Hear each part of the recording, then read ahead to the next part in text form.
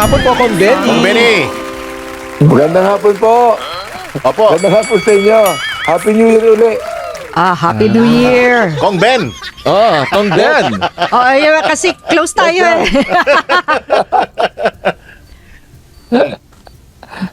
Kong. Ayan. Oo. Sige. Ayun, akala namin nag-close yung linya eh. Viber to, no? Viber. Ayan. Oo. Sige. Ayan, Kong Benny. Benny ang Benny, sir. Ben Yes, ka, ma'am. Benny ako. Maan makapagal. Eto nga ay sinasabi Maan, nga malapit na, no? Yung matapos yung 1-year bar Bar rule rule, sa February yan. Feb 6 yata, Feb parang 6. ganon. Ano po yung pinagkakandaan na po ba ito sa Kamara? Actually, wala akong alam dyan, Maan eh. I mean, ang alam ko dyan, yung Makabayan Bloc will be the one to file the impeachment. Sila magpapile ng impeachment. And sinasabi ko din sa mga kasamahan ko, mukhang wala silang masyadong excitement support. Yun ang alam ko. Oo. Ay, Kaya, so, I don't know, kung Makabayan Bloc yan, maaaring mga anim sila. Pero nakikita ko naman na walang masyadong excitement ng mga administration congressman to support the impeachment. So paano ho 'yun? Kung hindi suportado ng mga kongresista, paano magiging kapalaran nun na Kong Benny? Magiging baliwala. The thing is, ang sinasabi ng mga congressman natin, magiging baliwala rin sa Senado. Ibig sabihin, more senators will not support the impeachment so, proceeding. ibig sabihin, wala na bang pag-asa na mahabol natin? Alam mo, ano yan yung bang, sabi ko nga, we will just cross the bridge and we get there, no? Yung lagi sinasabi nila. But at this point in time, wala akong nakikitang talagang massive support for the impeachment right now. Pero kung I don't know when we get back to the Congress session, palagay ko mga 2 weeks from now, kung merong talagang magkakaroon talaga ng support. kasi Pero at this point in time, hindi pa eh. pero kung ang magiging basihan is bakit tinatabangan yung mga kasama niyo diyan sa Kongreso, yung naging kapalaran ng impeachment sa panahon ni dating Senate President Jesus Escudero, iba na ngayon ang di ba? Iba na ngayon ang liderato? Maaari, iba na ang liderato, pero still, meron pa rin mga May doubt pa rin. supporter si Vice President Sara that will go against the impeachment. Okay. So, sabi ng mga ibang nakausap ko, ano mangyayari sa atin yan? We will just be, it's only an exercise of futility. Pag tinuloy natin yan, wala rin maaari mangyari. Pero in the next 2 weeks, makikita po natin kung ano magiging kapasyahan ng mga marami natin mga congressman tungkol dyan. Kong Ben, so malilinawan in the next weeks, no? Kung Yes. Oo. Pero yun nga kasi parang ngayon pa lang ay yun nga yung pakiramdam na walang pag-asa. Pero hindi ba okay na mas kumbaga i-try pa din? Lalo't may support ng public. Oo, malaki yung support ng public diyan. Kasi hindi naman namatay yung hindi naman namatay Kong Benny, di ba yung yung We will see dahil meron yata silang one of the evidences that they will file. Kasama yung testimony ni Madriaga. Kasi nga hindi naman na-absuelto dun sa... hindi naman na-absuelto, di ba? Dahil hindi ka nagtuloy-tuloy. Medyo matindi ang testimony ni Madriaga. Medyo matindi yun eh. Kaya palagay ko, makikita rin ng ating mga kapwa congressman yan. Ako, I'm thinking kung anong magiging stand ko tungkol diyan. I really would like ako personally speaking kung talagang merong overwhelming evidence to warrant the case, why not? Hindi naman tinatabangan ng interes ang Congress kay Madriaga. Hindi naman. Hindi Oo. naman. Sa amin, ako, personally speaking, I think yung testimony ni Madriaga is quite strong. Mm-mm. Pero Quite strong. posible bang magbukas kayo ng house inquiry dito sa mga aligasyon ni Madriaga? Anong komite papatak? Oo. Kung sakasakali. Mm-mm. Maaari, it might be, no? That will, hindi ko alam if that will fall under the good government or public order. Mm-mm. Mm-mm. Oo. Mm-mm. Sa tingin niyo po, harap na kaya ang pangalawang Pangulo? Kasi naalala ko nun, dismayado rin kayo nun dahil nga ilang beses nang tumatakbo yung Committee on Good Government and Public Accountability at hindi siya umaattend. Ikaw wala kang kasawa-sawa. Ako, sa palagay ko, I don't think that the Vice President will face the hearing. Palagay ko, hindi na siya pupunta yan. Nawala She does not actually respect the mandate of Congress. Oh. Nawala tuloy yung sinasabi niya na problema ron. di ba, Kong Benny? Gusto niya bloody. Oo. Wala namang ni patak ni gamugong patak ng dugo, wala tayong nakita. Wala. Pambira.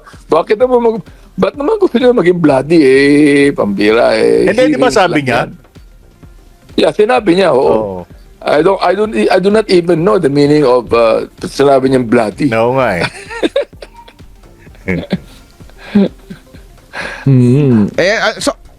Ano? Saan tayo mapunta? Kung Benny. Oo nga. Kasi the thing is, na-overwhelm kasi ito ng mga corruption on the flood control project. Yun ang problema. So yung binabalita mo sa amin, parang tantamount to saying na wala tayong aasang impeachment this year, ganun ba? While we would like to actually tinan natin maigi kung anong mga ebidensya laban sa Vice President. So, ang ebidensya lang would be the 128 million o billion. Pero bakit pinabayaan natin yung flood control projects na bilyon-bilyong ang halaga? Ilang mga Yun ang problema dyan. ilang mga congressman na yung naringgan mo o nakita mo ng parang tinatabangan diyan? May mga ilan na I mean, kasi alam mo, the thing is, alam mo naman ang Congress ngayon, they work through the leadership to the political parties, no? At makikita mo naman kung walang masyadong support sa political parties, you would know that the congressman that belong to political parties would not in any way support it. Painumin nyo kaya yung mga yan ng pinigang ano ng aligato. Question was, why did you implicate former Speaker Martin Romualdez Saldico on the flood control corruption issues? Ba't sila talaga yung... Hindi, because I knew about it. Because Okay. sinabi ko na nga, at one time, towards the 2024 budget, nadidinig ko na yung bentahan Okay. ng project, di ba? Kung gusto mo na additional, over and above your NEP and over and above yung nakuha mong request na dagdag, Okay. pag humingi ka, may 20%. Tanong ko lang, did the congressman that you spoke to really point to Martin and Saldico? Hindi. Sorry, sabi niya kasi may 20% eh. Kanino na pupunta yung 20%? Hindi, Pag humingi ka ng dagdag. Hindi, kay Saldi. Oh. Kasi ang nangyari Bentahan kasi yung term eh. Oo, bentahan eh. So, Ang narinig ko nga, may rediscounting pa nga si Saldi ginagawa eh. Siya, Paano rediscount? parang yung binibenta na yung Yun na, project. Yun. Yung 20%. Yun yung 20%. So Right. pag humingi ka ng extra allocation over and above what was given to you, o kunya nakakuha ka ng konting extra, di ba tayo minsan gusto natin mas maraming project sa distrito? Yes. So yung iba napipilitan na magbayad. Tsaka maraming nakabili contractor. Ang masakit nun, contractor bumibili at 20%. Ang congressman, bibili ka at 20%. Never in the time of Congress. Dati, alam naman natin yan, it was a political tool, di ba? Kung malapit ka sa kusina, Yes. may additional ka. But never... Na ganong sistema. Pero ikaw, naging congressman ka. At naging pamangkin ako ng presidente. Hindi, sisip-sip ka, pag medyo malakas ka, bibigyan ka ng additional, pero hindi ka Pero magbabayad. Toby, tanong ko lang. And there's a legal way to do that. Yung tanong ko lang, yung panahon ni Pinoy, soft ang hinahabol nila na policies, soft PDAF. projects to PDAF to Pero paano nangyari naging hard projects, flood control specifically ang ang It's not source of specific to corruption. flood control. Basta, Okay. because hindi naman nasabihin, ikaw nang bahala mamili kung ano yung gagawin mong proyekto. Basta bibili ka ng alokasyon. Who's saying that? Sino ikaw na bahala? Hindi, yan yung usapan eh. So, ang ginawa ko noon, lumapit ako, siyempre ayoko naman magbayad kasi hindi ko kayang sabihin dun sa district engineer na may 20 yan. Minus 20 na yan. Kasi akong pagdududahan, Yes, di ba? Sabihin, yes. ikaw yan.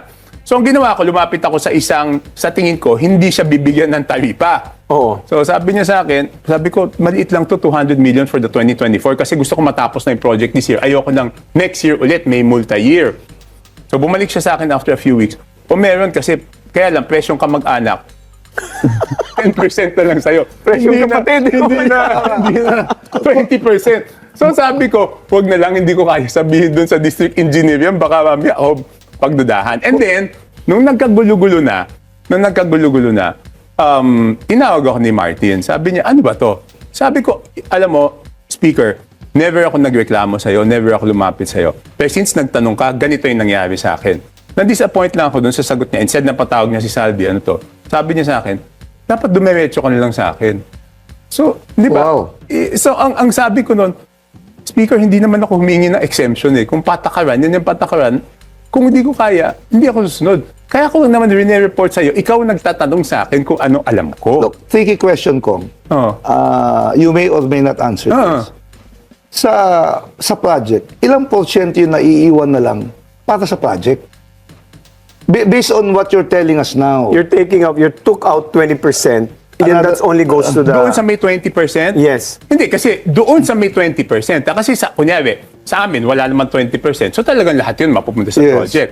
Pero isipin mo, ang starting point is 20. Right. Yung iba, magagaling. Hindi na nila gagawin, i-flip na lang nila, bebenta nila ng 30. Okay. Kasi di ba, kunyari, ikaw nakabili ka ng 20. Right. Eh may kita ka ng G's. So ibebenta ng 30. So ang starting point ka agad 30. is 30. Tapos may DBWH pa, yung mga district engineers kumikita Maliit pa. lang yun. 5% Maliit yung mga lang ganun. yun. Kaya nga sinasabi, hindi naman sila So, yung big fish. all in all, magkano ang neto Hindi na ko pupunta? alam eh. 40%? Hindi ko talaga alam. Basta ang sigurado ko, 20 or 30 yung starting point. So 70 lang technical. Hindi, pero hindi yan ang masama eh. Ang masama is pag bumili ang isang contractor o isang kung sino man, at basta't binili mo yung proyekto, hindi May mo taripa. bibilin nang hindi mo sisiguraduhin na ikaw ang mananalo. Yes. So ibig sabihin, doon na nagsisimula yung web. Yung rigging. Hindi, kasi i-rig mo na yung bidding. bid. Pag na-rig mo yung bid, malamang pwede ka nang makiusap na bawasan yung specs. Di ba doon nagsisimula yung buong... Materials, specs. Yun ang masama doon Toby, eh. you're familiar with this. Did you ever come to a point to say, I'm going to investigate it. I need to talk to some DPWH officials regarding Hindi, this. kasi kung walang suporta ng presidente, hindi mo magagawa eh. Isipin mo ngayon, may suporta na nga ng presidente, gano'ng katagal yung investigasyon. Yeah. Isipin mo kung isang congressman ka lang, sabihin mong ano. Kaya nabuhayan lang ako ng loob nung sa SONA nang sinabi niya, mahiya naman kayo. Doon lang eh. Pero at any time nung nalaman mo kinausap mo na si Martin, so alam mo may ganitong klaseng lakaran. Did you bring it up to the president? No. Because did not? out of respect, nung okay pa kami ni Martin, out of respect to the speaker, I would not talk to the president about anything Hindi ka dumanda. doon sa House. Yeah. Ibig sabihin, kung may kailangan ka makuhang impormasyon sa House, dapat through Martin. But at some- Iba yung siya nagtanong sa akin kung... So, kung- by the way, we've been talking about Martin, who's also a friend of ours. Hindi, dati naman kami ni Martin But dati. your Kaya- wife is related Yes. to Martin. First Oo, cousin, first second cousin po. First cousin. First Magkapatid cousin. ang magulang nila. Yes. And what is now your relationship with Martin or your wife? Is she affected by this? No, because my wife knows me naman eh. Sabi Wait, your wife is the daughter of Conchita Romualdez, yep. yung kapatid nila Beho? Yes. Nila Kokoy, Beho. Uncle Kokoy, Uncle Beho, Auntie Meldy, Auntie Lita, and my mother-in-law. Oh, I see. So, okay. They are- No, hindi na syempre. Hindi na maganda. Wala na yung mga regular dinners. Nandun pa. Nandun pa rin. Nandun pa yung iniimbitahan ni BBM. Yung pag Sunday, yung mass. Actually, it's a mass, then we're invited to go. yun. Okay. But did you discuss this with your wife na No, when she heard about it, she was the one who told me na huwag kang sasama dyan, masisira ka. okay. I also heard you or saw you on TV. My job is to protect the president. You said that. It's not really, Seknani, it's not really to protect the president when he is doing what is wrong. Diba? Okay, I okay, think okay. I think and I believe honestly na wala siyang kinalaman dito. That's why, ang sinasabi ko lang naman is yung katotohanan Correct. na nangyari, di ba? But I also said, kung sinasabing I'm protecting, I'm not really protecting him. I'm saying what is true. But in the same manner, I said na pag naramdaman ko na he is protecting Martin or Saldi, then maghihiwalay na kami politically. That's what I wanted to ask you because there was allegedly you met with the president and you spoke to him and you told him, what are you going to do with Martin? Because if you're going to continue defending Martin... No, I did speak to him. I was asked in an interview na... So you never told the president na, what are you going to do with Martin? Because if No, you I don't defend want to put... I mean, hindi, I cannot put the president naman on the spot. Di ba? We respect each other's views, but I cannot just go to him, what will you do with Martin? Hindi naman ganun. Pero you said something about, and you heard the president say it, na, ano ba kayong dalawa? Hindi, ganito yun eh. Ilang bahay pa? Hindi, ganito yung sitwasyon nun. Okay. Eksakto. After lunch, pinatawag kaming dalawa. Nandyan siya, nandito. Parang ganito, Hindi, triangle. ganito. May table dyan. So, pinatawag kaming dalawa, nandyan siya, nandyan ako. Ang una sabi niya, ilang bahay ba ang, Martin, kayo ni Saldi, ilang bahay ba ang gusto niyo sa Forbes Park? Gaano karaming aeroplano, helicopter? that is the president's asking Martin. Yes, helicopter kailangan nyo. Gaano karaming caviar ang kaya nyong kainin, ilang Ferrari gusto nyo. Maraming kwento yan eh. Ganun, exactly, I've heard that story. Yes, and So then... apparently the three of you pala yun. Yes, and then... Dapat palang title nito, exclusive, the inside Hindi, story. ito dapat podcast. Hindi, ang story nito, podcast with Bongbong, Toby, and Martin. Tapos, grabe yun, tapos grabe yun, doon niya sinabi na, Oh, what was the response of hindi, Martin? ang sabi niya, alam mo Martin, wala akong natatanggap dyan. Wala akong nagagawa, then tinuloy na niya, 2 taon na ako dito, wala akong napapagawa dahil kayo ni Saldi, kinukuha niyo yung pera ng Congress. So he knew. Yun yung sinabi niya. Tapos may listahan siya nung mga kinuha niya yung cellphone, may listahan siya ng flagship projects na linagay sa unprogram.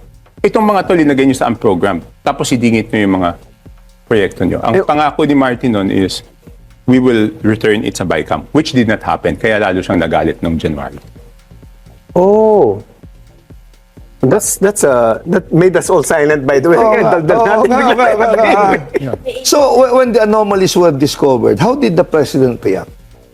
When the ghost projects were discovered, or went out to media, or may mga nagpa-interview na very lavish lifestyle, how did the president actually reacted to this situation? Did he look at Congress or Martin as the culprit, or paano ba? Hindi, kasi nung yun, nangyari yun November, di ba? Okay. November, so galit na galit siya, then hindi pa rin napasok doon sa BICAM. So parang, di ba nangako ka na Toby, did you ibabalik realize- mo, tapos hindi mo binalik, doon na talaga, I think. Toby, do you realize that you can be summoned to be a witness to any criminal prosecution against Martin? Okay lang, totoo. I mean, the problem is when I'm asked a question, I cannot lie. Di ba? I cannot lie. I mean, hindi ko naman ito kinikwento openly. The reason I was forced to this, di ba, lagi kong sinasabi pinagalitan.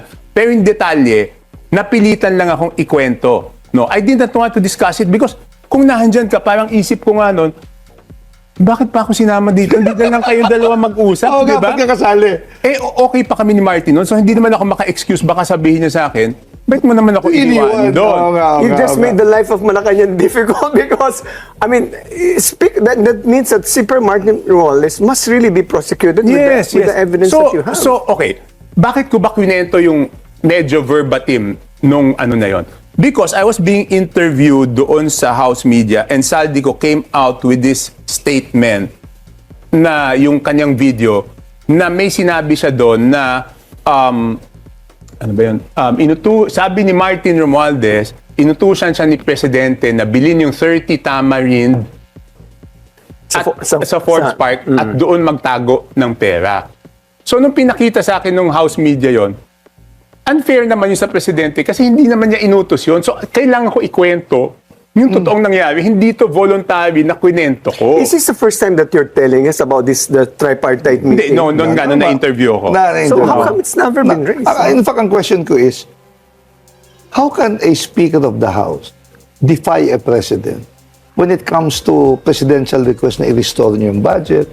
Or is it because they're relatives, they're good friends? Hindi ko mag-grasp yung aspeto na yun. Ang problema kasi, ang problema, di ba, ang impression kay Presidente masyadong mabait eh. Di ba? Maybe, Probably. As a conflict averse ang ano sa kanya, parang doesn't want to confront people and all that. no, even, look, ha, The description I saw him once that he's an affable person. Very affable. Explain nga affable. Mapait. Hindi mabait siya. Even, tingnan mo lang ha, yung pag sinasa, di ba, I think in one interview, he said he was so mad. Pero yung galit niya. iba yung pag tayo Yeah. nagsabi, I'm so mad. May dabog yun. Oo, parang sa Pati kanya. mukha mo, magbabago. Oo, parang sa kanya yung I'm so mad. Iba mabait eh. I've known him for I'm married for 31 years, so over 30 years. But kaya nga nagulat, at tandang-tanda ko pa, pag uwi ko, ang sabi ko dun sa wife ko, paglabas namin dun, pag uwi, sabi ko kay Michelle, nagagalit pala yun, tsaka grabe pala magalit yun. Sabi ko sa buong buhay ko, ngayon ko na nakitang nagalit yun. Alam mo, Kong Toby, we've seen, 7 presidents post-EDSA, and their ratings go up and down. Pero ang kinakalat kasi ang kumakalat na kwento sa labas kasi parang survival mode na si Presidente yun, which I do not believe. I do not even believe that he's a lame duck at this point. But what do you think about that? And how do you think the President can recover from yung mga ganitong mga impressions, perception, at yung survey niya? What would you recommend to the President? Okay. Nung palang eleksyon, di ba, siyempre, eleksyon yun, magpapasurvey kami. So often, di ba? Yes. Ang nakaka-epekto talaga sa ratings niya noon is si Martin. Even then. Yes, I even thought then. the Duterte arrest. No. So si Martin. No, prior to the Duterte arrest, kasi October filing, di ba? Right. October ang Okay. filing. So October pa lang magpapasurvey na kami. Iba na yung Duterte arrest, di ba? Pero doon pa lang, nakikita na ang nagpapababa sa ratings niya was si And the Martin. President knew about that? Yes, he knew about so it. he was an albatross already at that point. Yun na nga eh. Alam mo, mabait talaga eh. So parang... But you were the campaign manager. How much influence did you have in the running of the campaign? No, I was just a glorified valet o concierge. Oh. But who was... Hindi, ganito lang. Ang trabaho ko lang sa campaign is to make sure na okay yung rally sites nila. Mahirap yan eh because I was there to support their logistical needs. Siguraduhin na pagdating nila sa rally na to, maayos yung tent, maayos yung ganito. Yan ang trabaho At ko. iba-ibang rallies yun. Oo. Kasi hindi ka pwede maging campaign manager technically for a whole slate because they have different messages, di ba? But interesting. How, you are publicly the campaign manager. How confident, what is your assessment of the result prior to the actual result? Were you, kasi lahat sinasabi, sweep ito ng... Hindi. I never said sweep. No, I not never you, said, not you. But yung survey kasi mukhang medyo, Kumbaga, you get majority eh. The description was dream team, yung Senate slate. Hindi, siyempre, iba naman yung propaganda. It's a propaganda. Exactly. Ganito yun eh. It's a propaganda. It's a propaganda that whether you believe or not, you have to say when you are the campaign Yes, so manager, di ba? But personally now that it's over na, in hindsight, ano ba talaga ang feeling mo during the midterm? Were you going to win? Were you confident of winning a majority of the senators? Hindi, kasi nakita na namin yung trend eh. Nakikita namin na bumababa, di ba? Because of the impeachment. Nakita na namin bumababa, lalo after the arrest. And some people are blaming me na sinasabi na hindi ko daw kasi dinala doon sa Mindanao. And I hope you don't mind me saying, No, but it's okay, it's people okay. are feeling that you were sour grape because yung away nyo ni Martin came right after the election. No, I will So take a people thought that you were responsibility. sour No, graping. it's a fair question.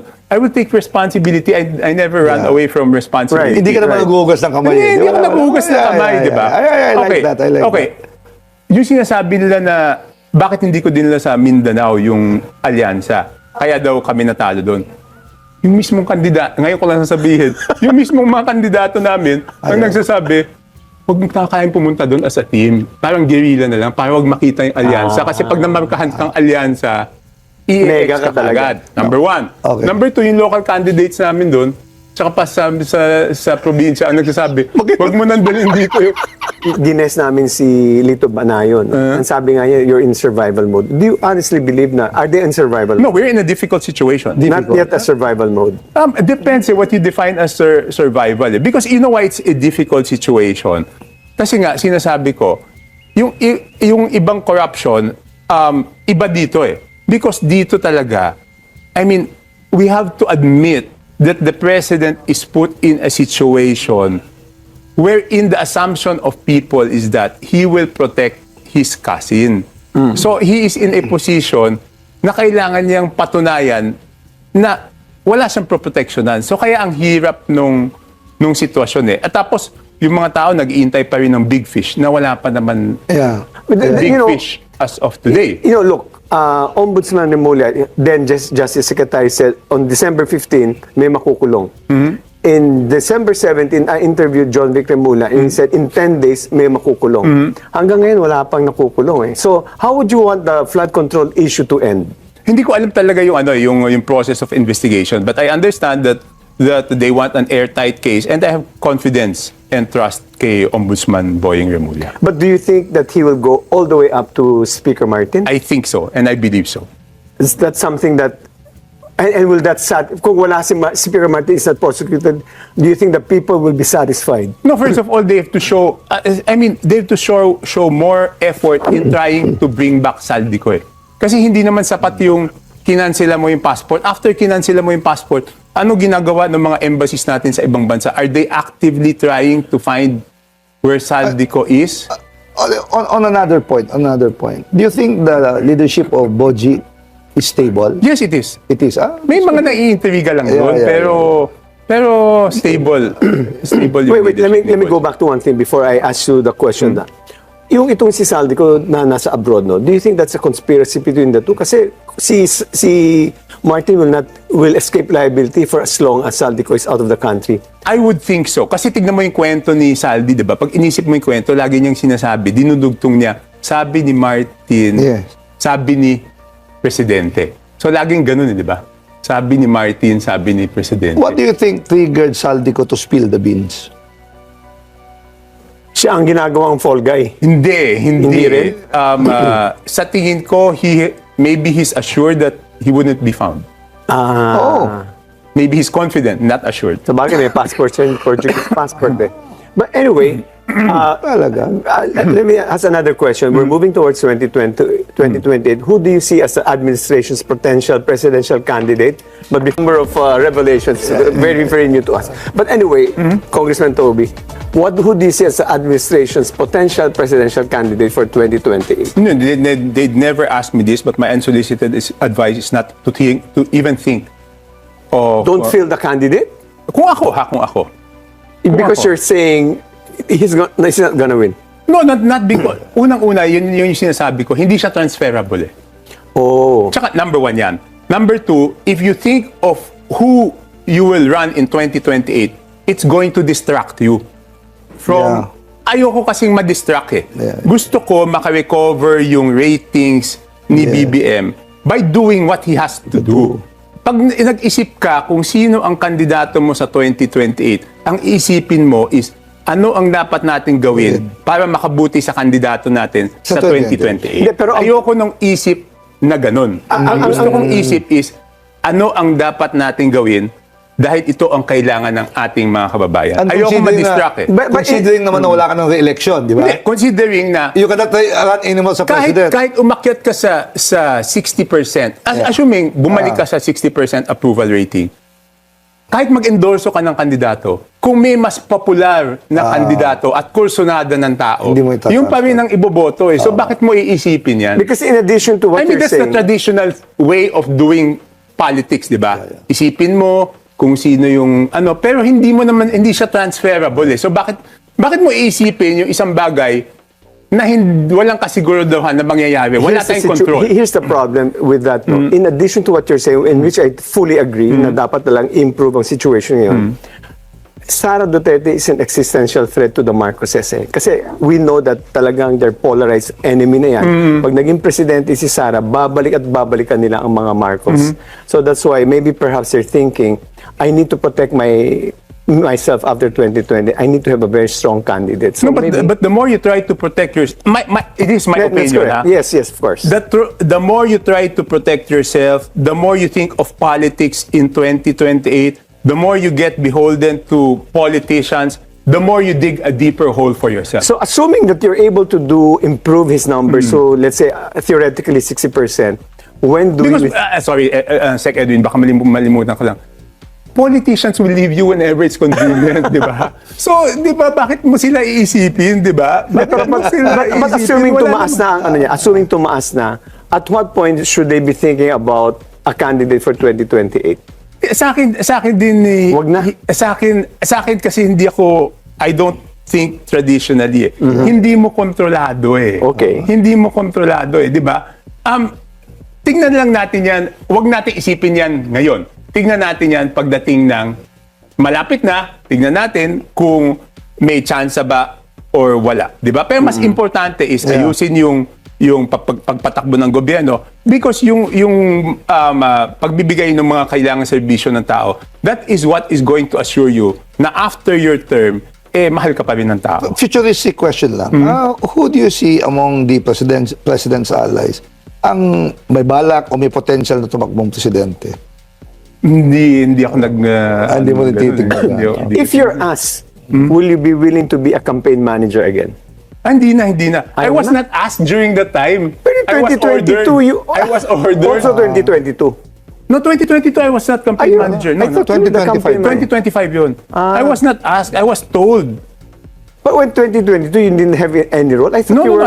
I didn't have. And doon nga, I even offered to resign early on. Nung hindi na kami nagkakaayos ni Martin, sinabi ko kay Presidente na baka maapektuhan yung mga kandidato natin, ibigay mo na lang to sa iba, wag na ako. Pero hindi siya pumayag eh. So, in all these things, how's your relationship now still with the president? I think okay naman because the President is very open eh. Mabait siya eh. He respects my decision on things. Minsan nagsasabi lang siya dati ka pa naman pasaway eh.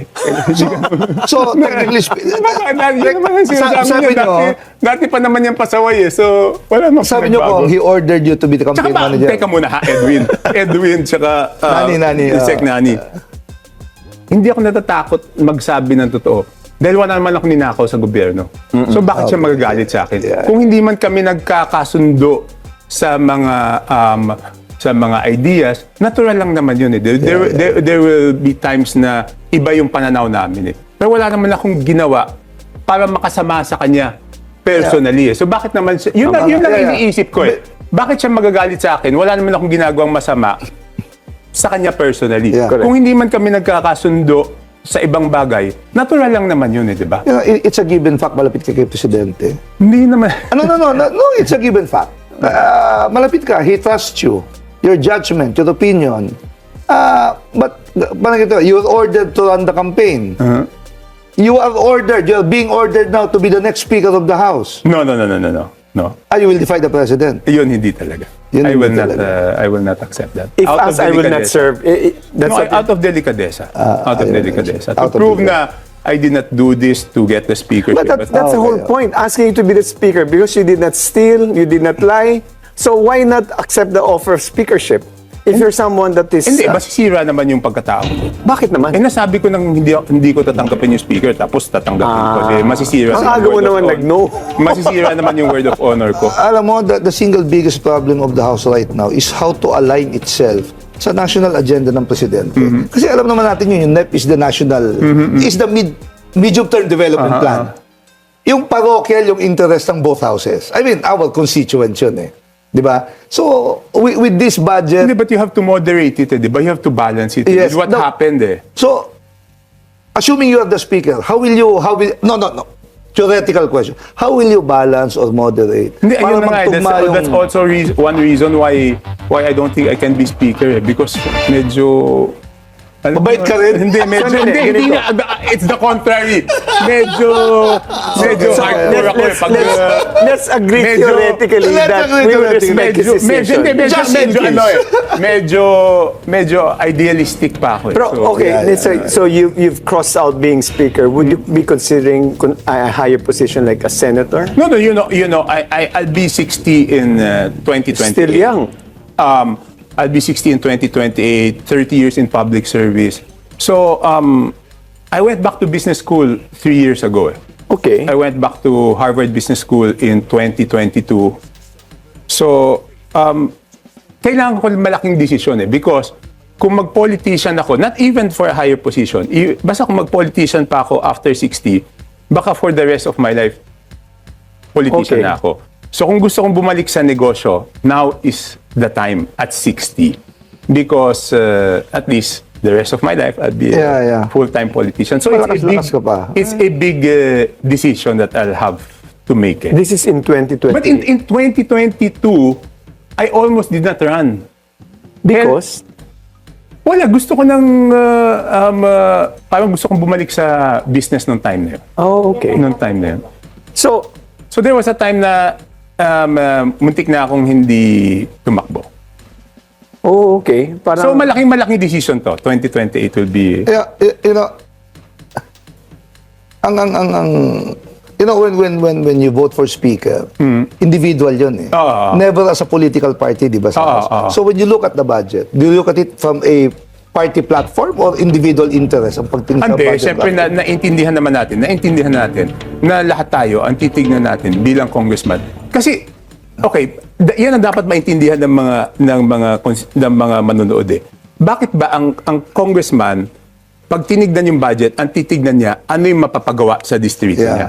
Kasi pagdating na eleksyon, yun din ang tatanong sa atin na kanya. tao. Ano ba ang napagawa mo? So since alam niya na yun ang itatanong sa kanya ng mga constituents kung ano yung inaipagawa mo, pag tinignan niya yung budget, titignan niya doon kung ano yung maipapagawa niya para sa mga constituents Kasi nakakaawa naman niya. yung- Kailangan lang balansehin. Kaya nga Kailangan nandiyan yung Senate para magbalanse, di ba? Lagi naman kahit naman doon sa local bills, di ba? Kaya nagbabalanse yan eh. you've been so many years in politics. Now that we're nearing 2020, I know that you don't have any preference for anyone, but sa tingin mo ba sino may laban sa presidential ball in 2028? I mean, just... Hindi natin alam kung sino-sino pa ibang lulutang na kandidato, di ba? And in the recent past, di ba, yung mga hindi mo iniisip 2 years ago na magiging presidente, yun ang mga lumalabas. Toby, you're a eh. member of this Congress.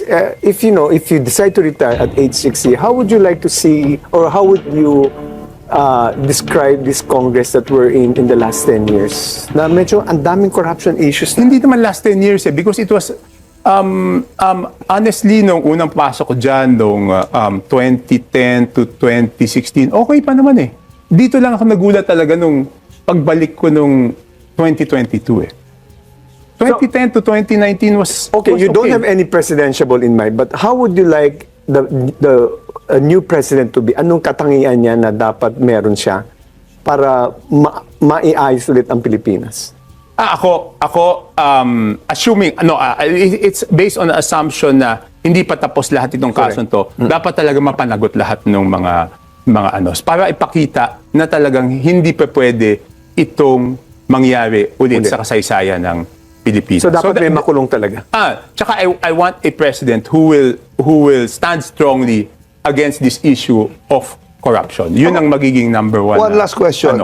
Ano naman tingin ng mga kapwa natin congressman sa'yo, considering that you're very vocal about the corruption issue? Ano ang tingin nila sa'yo? Parya, kaibigan pa rin? Alam mo, iba, hindi mo masabi. Pero ako naman, I don't look at it that way kasi hindi ko naman sila botante. Tama yun. Bakit ko naman iisipin? Bakit ko naman iisipin kung anong tingin nila sa akin? Hindi ko naman sila botante. Kahit magalit silang 318 sa akin kahit silang 317 magalit sa akin. Sorry, hindi naman sila boboto sa akin. That's the best answer na narinig ko in my entire political life. Hindi, totoo naman. Yes! Sek Nani eh. Bilib na bilib sa iyo ang floor din namin, si Eileen. Talagang ano. Ay, nako. Galing. That's a very good point. I'm answerable to no totoo one naman except to my constituents. Yeah, you're answerable to the So, doon constituent. ako Doon ako dapat managot sa constituent ko, hindi Yes, naman doon yes. sa katabi ko sa Kongreso. O, Kaya pala hindi ka matalo-talo. hindi. No, Hindi, really. I hindi. mean, that kind of